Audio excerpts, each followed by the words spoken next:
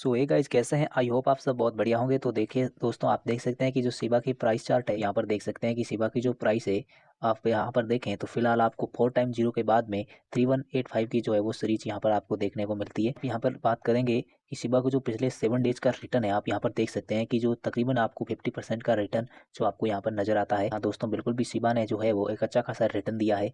और बात करेंगे पिछले 24 ओवर में, तो पिछले 24 ओवर में आपको यहाँ पर 1.89% का जो डंप देखने को मिलता है। तो दोस्तों देखते हैं कुछ ऐसी से जुड़ी अपडेट के बारे में। दोस्तों तो आपने भी माइक्रोसॉफ्ट को और शिबा को जो कुछ ऐसी रिलेशन टाइप सी आपने अफवाह सुनी थी, तो आप यहाँ पर देख सकते हैं कि वो माइक्रोसॉफ्ट का ट्वीट है कि there are two type of those on Teams meeting. अब यहाँ पर आप देख सकते हैं कि एक तो डोज कॉइन था, उसका उसने किया था अनाउंस, और दूसरा था शायद माइक्रोसॉफ्ट ने अनाउंस नहीं किया। तो यहाँ पर शिबा इनु ने सोच लिया कि शायद यहाँ पर टू डॉग की है, तो यहाँ पर एक शिबा इनु हो सकता है। यहाँ पर आप देख सकते हैं कि Shiba army, could you imagine what we all hope this means, the possibility would be endless, the Shiba and Microsoft we trust. U Today की रिपोर्ट के अनुसार शिबा इनु टीम से निकट भविष्य में अपने मेटावर्स प्रोजेक्ट के नाम पर खुलासा करने की उम्मीद है।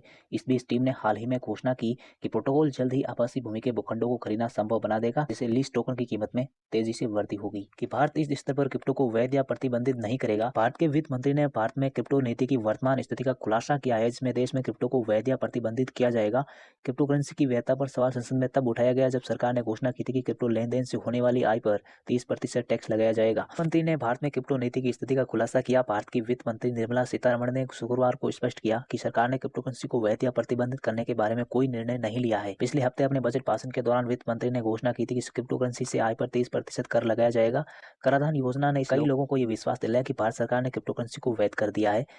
भारत के संसद के ऊपरी सदन राज्यसभा में चल रही बजट चर्चा के दौरान कांग्रेस सदस्य छाया वर्मा द्वारा कराधान के माध्यम से क्रिप्टो करेंसी की वैधता पर उठाए गए सवालों के जवाब में वित्त मंत्री को ये कहते हुए उद्धृत किया गया था कि मैं इस स्तर पर इसे वैध या प्रतिबंधित नहीं करने जा रहा हूं। प्रतिबंध लगाना या न करना बाद में आएगा जब परामर्श मुझे इनपुट देगा। उन्होंने आगे इस बात पर जोर दिया कि क्या क्रिप्टो करेंसी वैध या नाजायज है, इस एक अलग सवाल है, ये एक अलग सवाल है, लेकिन मैं कर लगाऊंगा क्योंकि ये कर का एक संप्रभु अधिकार है, पीटीआई ने बताया।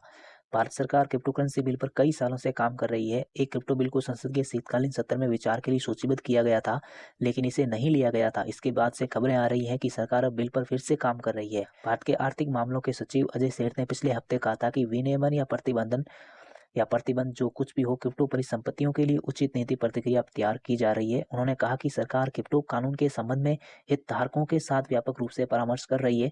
इसके अलावा वित्त मंत्री ने इस सप्ताह कहा कि भारत सरकार क्रिप्टो क्षेत्र की निगरानी कर रही है। इस बीच लगभग 75,000 भारतीयों ने सरकार के लिए उचित क्रिप्टो पर नीतियों को पेश करने के लिए change.org पर एक याचिका पर हस्ताक्षर भी किए हैं।